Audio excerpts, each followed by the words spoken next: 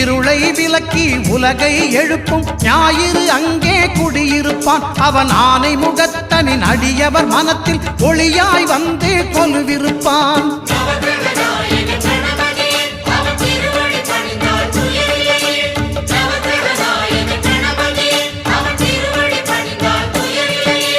ஒன்பது கோளும் ஒன்றாய் காண அங்கு கற்பகம் என்னும் கடவுளின் மெய்யில்